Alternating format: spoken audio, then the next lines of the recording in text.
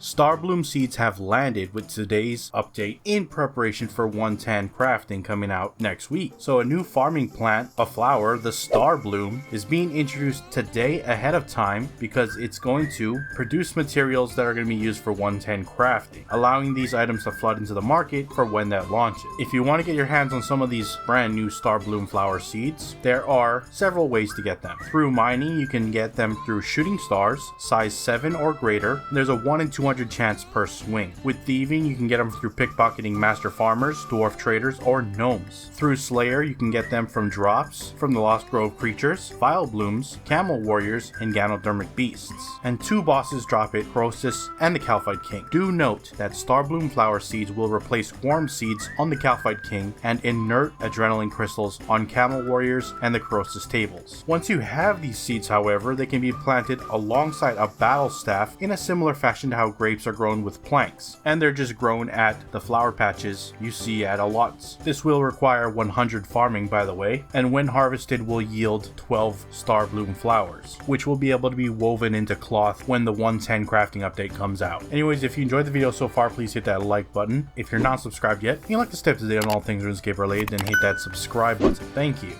That said, we're now going to look at the patch notes, see what's been changed with today's update, so let's go ahead and check it out. They removed the animation delay when crafting runes at the Oriania altar, added blocking to the City of portal entrance to stop players floating in the air at this location. Players who have not started the Clarin Little Helper quest can no longer access the City of Sophonem by attuning the Max Guild Garden portal to the Luminous Wisp colony. Fixed an issue that caused the black 2-handed crossbow to deal less damage when bolts were equipped. Fixed an issue with blocked players from opening multiple overload ingredient sets. Players should be able to exchange the overload ingredient sets in large quantities. Fixed an issue where black boots were unable to be dropped by blood velts. Fixed an error that occurred when buying certain fur camo pieces. Fixed an issue that was blocking a tree in the area around the Archaeology Guild from being accessible. Gothixian Butterfly now correctly grants no XP when disabled from Orla. Fixed an issue with the Abyssal Bane offhand longsword, losing its abyssal state on repair. Fixed the height of the Tower of Voices in Prifddinas. Fixed an issue where crafting primal crossbows did not consume a crossbow string. Fixed some terrain and blocking around the bridge in Shiloh Village. This has caused a very minor relocation of some of the fishing spots along the river to account for the fixed terrain. Fixed an issue which led to the game to crash for certain players when importing an invalid UI layout. Fixed oversized Santas on female chat heads. Adjusted the position of Santa hats on character heads. Fixed a minor issue with Moloch the Great's animation. Fixed appearance of Akhomet's chat head and translucency of her chat head dialogue box. A hot fix removed dialogue from Juna regarding the Pharaoh's Folly quest. Fixed an issue at the Gate of Lidness that in rare cases would result in surviving a soul devourer standing on a pillar once the extra action button had been pressed. Fixed animation rendering issues on some NPCs at 30 FPS. Fixed an issue with tooltip for lent items not displaying correctly. Updated the grasping rune pouch model to help better distinguish it against standard rune pouches and align it better with Croesus. And fixed an issue where if the player asked the fancy dress shop owner in East Varrock to craft them more than 1.1 bill gloves, they would be charged for those gloves but receive nothing. Lastly, we got some engine changes. Fixed an issue where a persistent black screen appeared after login on Samsung devices using Xclipse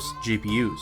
Fixed an issue where the client would crash when launching on Android devices using Xclipse GPUs. And finally, fixed an issue that was causing frequent crashes on Samsung devices. And that is it for your patch notes. Links to everything discussed in this video will be down in the description below. Head on over there to check them out if you wish to do so. If you missed last week's video, it'll be on screen now. Go ahead and check it out. And if not, I'll see you with the next RuneScape news coverage video. Till then, I'm out. Aloha.